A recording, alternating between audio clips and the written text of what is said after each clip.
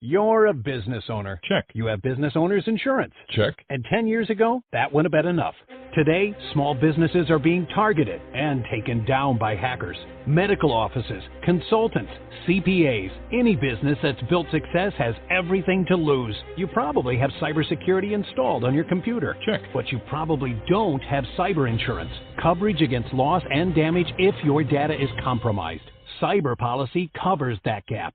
Cyberpolicy.com shops the leading cyber insurers to find you the right policy at the right price to avoid a catastrophe. Coverage against loss and damage if your data is compromised. Get a custom quote today in just 4 minutes. And for a limited time, use the promo code BLOGTALK to get Norton's small business protection for up to 5 devices. Free when you sign up for cyber insurance. Plan, prevent, insure. Visit cyberpolicy.com. That's cyberpolicy.com. Blog Talk Radio. Hi, this is Jeff Altman, the Big Game Hunter. And no, this is not No BS Job Search Advice Radio. Instead, I'm launching a new show focused on the other side of job search, namely the hiring process. And I decided to call it, interestingly enough, No BS Hiring Advice Radio. Again, this is a time where I'm going to spend about 15 minutes talking to you about different elements of hiring, because to me, frankly, hiring doesn't have to be so difficult or painful or tedious or time-consuming as it may be taking for you folks at this point. Now, when I talk to job hunters, I say the skills needed to find a job are different than the skills needed to do a job. And, of course, that's true for them. But from the employer perspective, I think the biggest key toward making an effective change and becoming even more successful is being clear and focused on what it is that you're trying to accomplish in the course of your selection process. Now, in my work, as I say on my website, I've evaluated more than 400,000 people in my career. And I know it's probably higher than that, but that's what I was able to figure out pretty quickly. And with that, my work has resulted in over 1,100 hires over the course of my career. And on LinkedIn, I say, ask me how I've done it. And the answer is, from the job hunter's perspective, I am ruthless in how I assess. I don't just flip resumes like burgers at a fast food restaurant to a client. I legitimately try to evaluate and assess people as my clients teach me how to do it for them. And from there, I try to work effectively with my institutional customer to understand how they evaluate and assess, how they screen people, so I can try to replicate it on my side. Now, I'll simply say that requires some time and effort, and it requires patience and a client that's willing to trust me. But I thought with this show, I'd begin a process of talking with you, my listeners, about different ways that you can improve your process, different ways that you can become more effective with hiring.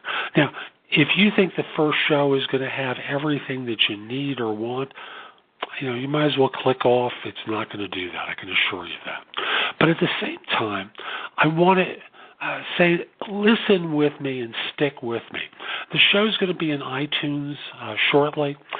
It'll be in a variety of different podcast directories, so if an iPhone is not your device of choice, be patient. It'll show up in different podcast directories, and I'll make you aware of it as time progresses. Now, this show is brought to you by consultingassignments.com. Consultingassignments.com is a site where you can find and fill consulting assignments, full-time consulting positions, temp to perm, and contract to hire opportunities anywhere in the world completely free. Posting a job, posting a resume is free. Searching jobs and resumes is also free, as is the ability to contact one another. The only thing the site charges for is if you want to feature a job or a resume, and then it's a whopping $10 for 30 days. And if you want to be, or if you plan on featuring more than one job, they have programs where if you're doing 100 jobs or more, they'll take that cost down to $2 per job and extend publication to 45 days. So again, that site is consultingassignments.com. Now, with this first show, I thought I would just simply talk about some real basic stuff to get that out of the way. Now, if you consider it basic, that's the intention, because not everyone may be as skilled as you. So, my thought was to talk about some of the basics of job hunting, not job hunting, that's an old habit from the other show, of staffing that I think will help you become more effective and help your organization be more successful. Now, the first thing I want to suggest is that when you interview, have the group be involved in the interview process. I know with a lot of firms, a hiring manager and perhaps their superior are the only ones involved in the interview. But I encourage organizations to have staff members participate as well. Why? Very simply. Part of what I think makes a successful hire is the ability to fit in. And whether you're trying to have these people evaluate for skills, I also encourage evaluate for personality fit. And I encourage clients to take the time to ask the team, did you like this person? If not, why? What was it about them that made you uncomfortable? What did you like about them and why as part of the evaluation process? You see, ultimately for the leadership, you may only deal with your subordinate under certain occasions. Can they perform? Can they produce? Can they deliver on time within budget? All the important criteria that you use to assess and evaluate. From there, the staff is working with them day in and day out. Now, I remember I used to be with a couple of fairly large recruiting firms, and management would have us involved with the staffing process, having us interview people, and then completely disregard our opinions about staff, about the candidates. I found it completely ridiculous to participate, be asked an opinion, have a number of us give pretty unilateral comments about staff or about potential hires, only to discover that management disagreed, hired the person, and with our personality. Now, one of the things to defend against here is the possibility of bias. Whether it's racism, ageism, sexism, bias toward people who are gay, queer, lesbian, transgender, whatever the bias may be, you have to have the group conscious that what you're looking for is talent, and skills need to do the job, and whether or not this person and they can get along. Do you expect perfect camaraderie? Of course not. But at the same time, you want to be in a situation where you have divergent opinions, people who generally like one another and can get along with one another, and have the skills needed to do a job. So you get the staff involved with the interview process and find out what they think of the potential hire before you make a commitment to someone. The second thing is for yourself, get clear about what it is you want this person to have in the way of experience. Now, I look at job descriptions these days that can have 15 different criteria in it for what this person must have. Now, sometimes all 15 are needed.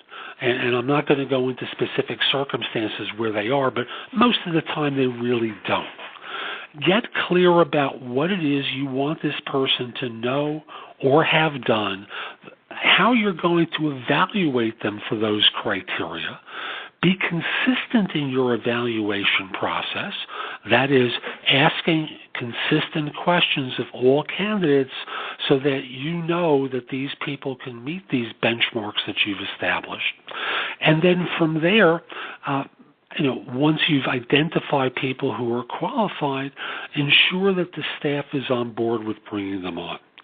Often, what tends to occur is some people get asked some questions, other people get asked other questions.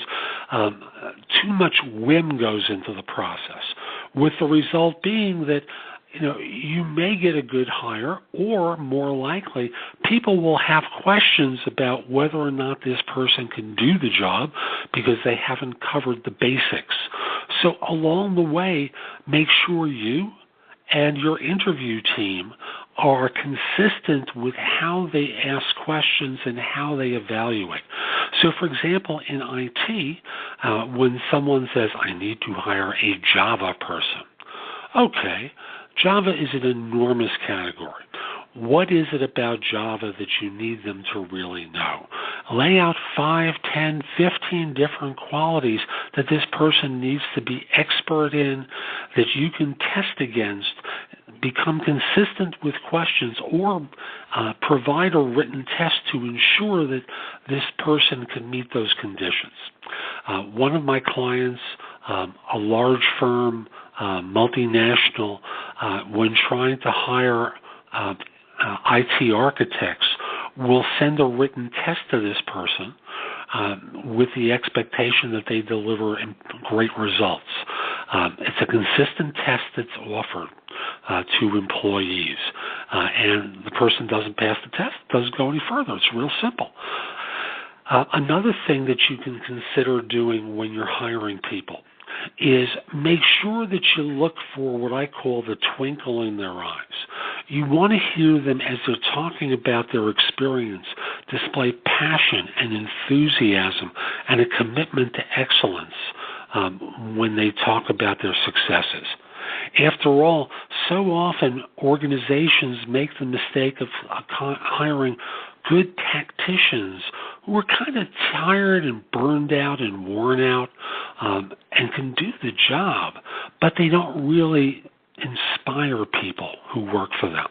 And when you think about what makes a successful hire, especially in leadership roles, that person who can make others better just by their energy and enthusiasm and their care for what they do goes a long way toward making a successful hire. Now, another criteria I want to encourage you to think of is, can this person work in ways that are consistent with your firm's mission? Now, many of you may not even know your firm's mission, and this may be something that's more consistent with smaller organizations. But when you think about how your firm is trying to change the world, how your firm is trying to make magic in the economy, what is it that this person needs to communicate that lets you know that they're on board with what you're doing? Now, sometimes, to use an example from the mutual fund industry, the best predictor of future success is past success. And they say that past success doesn't guarantee for future returns, and they're absolutely right. But people who've been successful in previous organizations are more likely to be successful in yours. What is it that they need to have accomplished? What stories can they tell you that will demonstrate their successes in the past? And then from there, watch for the twinkle in their eyes as they talk, the joy that they have in expressing what it is they've done and how they went about doing it will go a long way toward allowing them to step up in leadership roles. Even if they're staff, you can be a leader from a staff position. And thus, that expression of excitement and joy and happiness is something that you need to look for. So those are a couple of points that I want to encourage you to look for. Now, I also want to say that if you'd like my help with hiring staff, contact me at Jeff Altman at thebiggamehunter.us. let me know how to reach you, and we'll schedule a time to speak, and I'll talk with you about how I can be of help with regard to recruiting. Now, if you'd like help with learning more about job search, obviously listen to more of my shows, or come over to my website, which is thebiggamehunter.us, and go exploring. There's content to help you with hiring and job search, videos, podcasts, a lot of content that will be of help to you. So come over to the site and go exploring. A few more things. First of all, if you're on LinkedIn, as I'm sure you all are, and would like to connect, reach out to me on LinkedIn. My address there is linkedin.com/IM/TheBigGameHunter. I accept connection requests from people worldwide, except if you look like a spammer. Obviously, I'm not going to do it then. And if you have a question about job hunting or hiring, again, you can contact me through liveperson.com, where I'm a job search and career coaching expert. I'll also answer staffing questions. So this is Jeff Altman. I hope you found this helpful. I'll work out a time where this is going to become a regular show, and we'll talk again soon. Take care.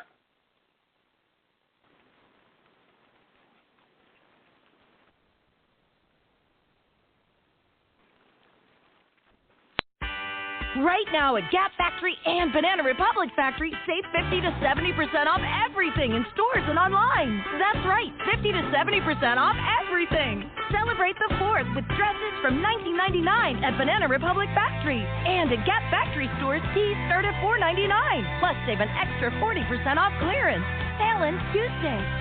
Search our store locator for your nearest Gap Factory and Banana Republic Factory store, or shop us online.